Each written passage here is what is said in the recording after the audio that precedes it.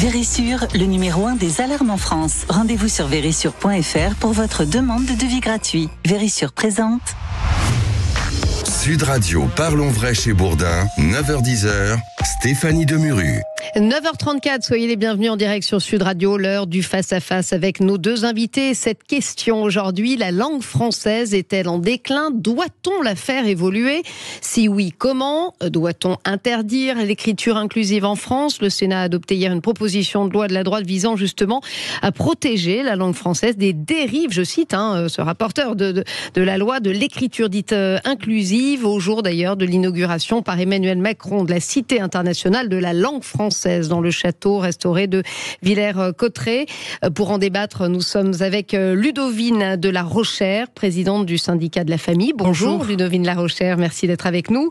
À vos côtés, ou plutôt en face de vous, Anne Souiris, sénatrice Europe Écologie Les Verts de Paris, professeure des écoles. Bonjour Anne Souiris. On est particulièrement ravis de vous avoir doublement, puisque vous êtes doublement concernée. Vous êtes à la fois sénatrice, et hier il y a eu un débat assez houleux. Vous allez nous raconter tout ça au Sénat concernant ce projet de loi, et vous êtes aussi professeur des écoles. Vous avez voté quoi hier ? Vous pouvez nous dire, j'imagine.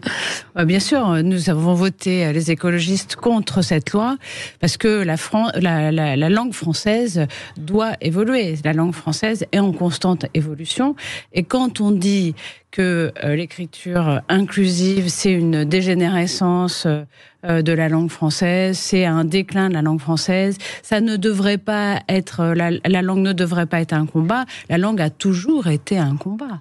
Parlez bien dans le micro. La langue a toujours été un combat, et donc ce combat, je pense qu'il faut le mener. Là, c'est un combat pour l'égalité. C'est quelque chose qui est de plus en plus employé. Évidemment, il ne se dit pas, c'est-à-dire qu'on ne dit pas, le point médian ne se dit pas, mais il se dit autrement. Quand on écrit les étudiants avec un point médian, on dit les étudiantes et les étudiants. En réalité, tout le monde commence à le faire. Même le président de la République dit toujours maintenant les Françaises et les Français. On ne dit plus les Français tout court. Quand il dit c'est la neutralité qu'on choisit en disant le masculin, en vérité, ce n'est pas ce qu'il fait lui-même dans ses discours. Donc on voit bien que cette langue a évolué, y compris oralement, et que cette écriture inclusive, c'est l'écriture de cette évolution orale. Vous aussi. disiez, c'est un point d'égalité. C'est un point d'égalité femmes-hommes, bien sûr, de visibilisation des femmes qui ont disparu petit à petit entre le XVIe et le XIXe siècle. Pourquoi ? Parce qu'à un moment donné, l'Académie française a dit le masculin prévaut sur le féminin parce qu'il y a plus de noblesse de l'homme que de la femme. Donc c'est un combat de revenir sur cette question-là. Même les Grecs et les Romains n'avaient pas ces règles-là. Alors, pour bien comprendre de quoi on parle, ça veut dire qu'on accorderait les fonctions, les métiers, mais aussi les titres, les grades. Par exemple, un pompier deviendrait une pompière ? Vous savez, ça, c'est de dire c'est ridicule. Non, mais j'ai pas dit ça, je pose la question. Non, mais bien sûr, pourquoi pas ? C'est aussi une habitude. La langue, c'est une habitude. Donc, évidemment, ça choque l'oreille maintenant. Mais si on l'emploie tous les jours, je vous le dis, dans un an, vous oublierez que ça se disait pas. Vous direz même, c'est extrêmement étrange d'employer un pompier pour une femme. C'est vrai que dans l'écriture, il y a aussi les IEL. C'est assez compliqué. Yel. C'est compliqué, vous trouvez, Yael ? C'est compliqué certainement pour les gens qui ont déjà du mal à apprendre le français, qui est une langue difficile. On va en parler, c'est pas moi qui vais débattre avec vous, bien évidemment, Ludovine de Rochère, à qui je vais donner la parole dans quelques instants. Mais voilà, ça implique tout ça. Vous savez, la langue française est très compliquée. Moi, je l'aime beaucoup. J'ai fait de la littérature. J'ai étudié la littérature. C'est quelque chose que j'aime énormément. Mais tout le monde, d'abord, n'est pas comme moi. Et puis, il faut laisser aussi le choix d'une évolution. Il y a l'évolution de la langue dans la littérature. Et puis, il y a celle de tous les jours. Et peut-être que demain, d'ailleurs, dans la littérature, apparaîtront les Yel. On ne va pas les interdire. Pourquoi on les interdirait ? Ludovine de la Rochère, donc présidente du syndicat de la famille, vous n'êtes pas du tout d'accord avec Anne Souiris. Alors en fait, d'abord il faudrait préciser les choses. Dans ce qu'on appelle la langue et l'écriture inclusive, il y a le point médian, donc à l'écrit on met une espèce de point entre influente, point, ES. Oui. Donc ça c'est une première chose qui rend la lecture très difficile. En fait, en vérité, aucun texte même ne peut être écrit en écriture inclusive. Ça gêne presque l'œil, vous dites. C'est-à-dire qu'il faut se souvenir qu'il y a 8 à 10% de dyslexiques parmi les Français. Il y a environ 8 millions de personnes qui ont des difficultés pour lire. Il y a plus de 200 000 personnes qui sont malvoyantes. Et nous avons aussi beaucoup d'étrangers qui acquièrent la langue et qui sont plus ou moins à l'aise avec la lecture. Donc là-dessus, je pense que c'est extrêmement excluant. Au lieu d'inclure, on exclut un nombre très important de personnes qui butent d'autant plus sur la lecture. Je ne vous parle pas en plus des problèmes d'accords, de déclinaison, et je ne sais pas comment vous dire, des mots, des termes. Madame le disait, la langue française c'est déjà très compliqué à acquérir, elle demande des années. Là, on complique la lecture et l'écriture. Et puis, il y a un deuxième aspect qui est ce qu'on appelle la double flexion. Donc, vous allez dire les habitantes et les habitants. Moi, j'entends des discours politiques. Alors, les habitantes et les habitants, les citoyens et les citoyennes, les Françaises et les Françaises, celles et ceux. Mais en fait, vous savez ce qu'on fait avec ça ? On divise ceux auxquels on s'adresse et ceux dont on parle entre les uns et les autres. Quand vous dites les Français, vous êtes dans le concept, vous êtes dans la communauté, vous êtes dans la nation française, vous n'êtes pas dans la description plus en détail de qui la compose. Il y a le concret qui est une chose, et il y a la capacité d'abstraction. Et pour cela, la langue est tout à fait importante. J'ajoute d'ailleurs qu'en parlant de communauté, il y a dans le monde 321 millions de locuteurs français dans plus de 112 pays.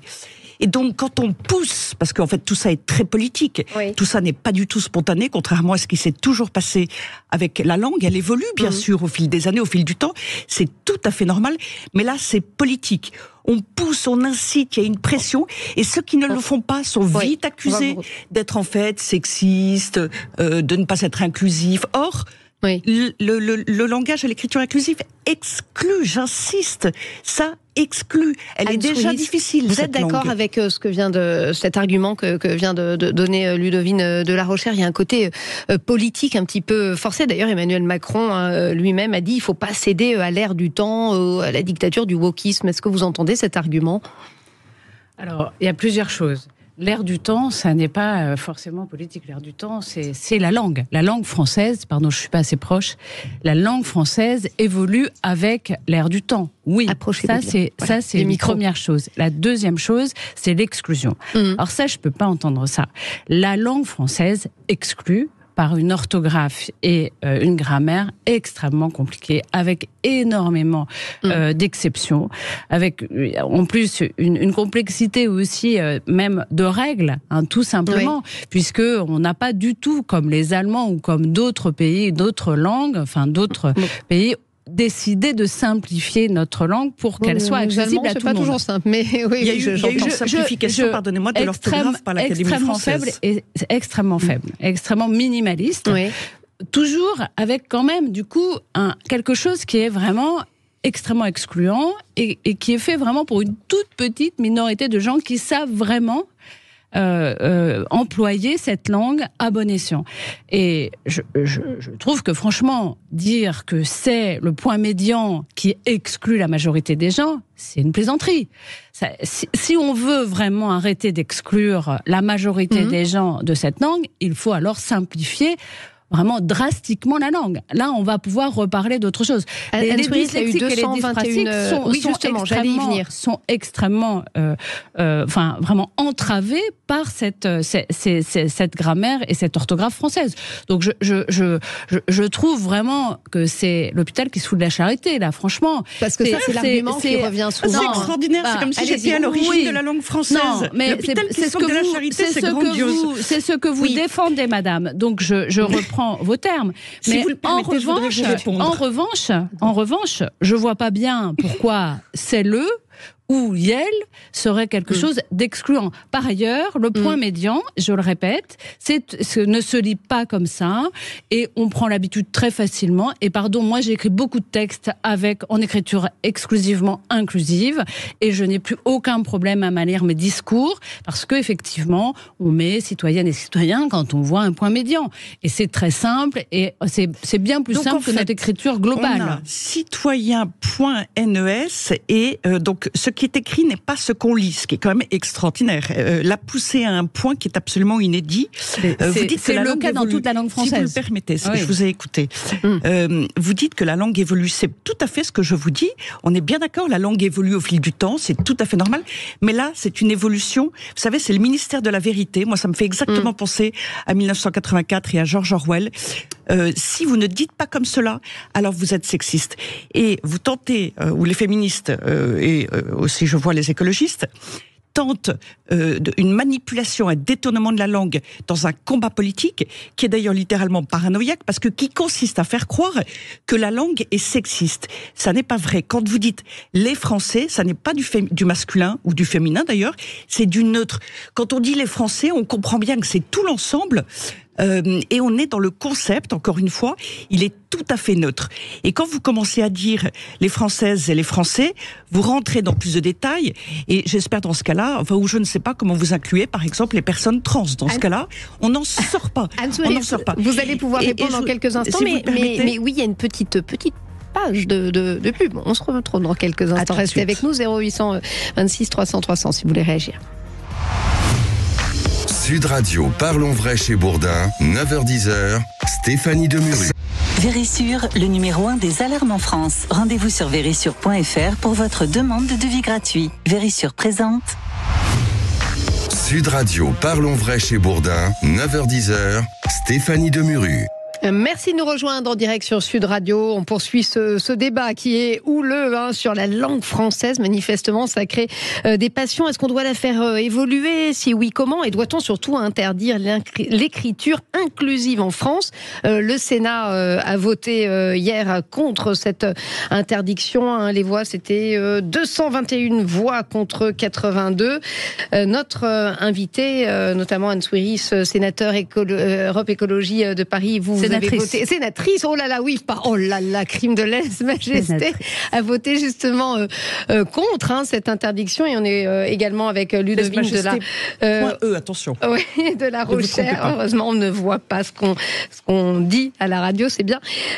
Vous êtes farouchement pour cette interdiction. C'est-à-dire que, en fait, c'est pas... on doit interdire, c'est que déjà on devrait ne pas obliger, et on oblige par les administrations d'université, par des secteurs très influents, très culturels et très militants de la société.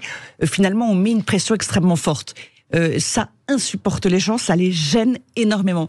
C'est excluant, ça prétend exclure. Vous avez déjà rencontré des domaines où il y avait de la pression? J'avoue que moi, du côté de l'université, sur les étudiants, par exemple, l'administration s'est mise à utiliser l'écriture et le langage inclusif. Les étudiants se sont obligés de répondre de cette manière-là. Et maintenant, ce sont également les professeurs. Et d'ailleurs, ça fait partie du texte. On voudrait interdire cela. Or, il y a une espèce... C'est un véritable militantisme. Et j'insiste, c'est vrai que la langue française est compliquée. Elle est très belle, d'abord. Il faut la respecter. C'est le moyen de nous comprendre entre nous tous. Et là, on la complexifie encore considérablement. Et les associations de personnes handicapées s'en plaignent et le dénoncent très concrètement. C'est véritablement gênant. Vous n'êtes pas du tout d'accord, Anne Souiris. Vous rejetez, cet argument que ça compliquerait, et notamment pour les personnes en situation de handicap? Oui, ça complique pas plus que la langue française ne l'est. La seule question, c'est de se dire que pourquoi est-ce qu'on veut interdire cette utilisation? Parce que on considère, certaines personnes considèrent que c'est un combat politique contre lequel ils sont. Et c'est de la même manière que quand on a... Le combat contre le wokisme, etc. C'est ça? On va pas élargir le débat. Macron, moi, j'aimerais bien rester sur la question de l'inclusion et de l'égalité femmes-hommes, et donc de la visibilisation des femmes. De dire que quand on dit les Français, automatiquement, on entend simplement une communauté.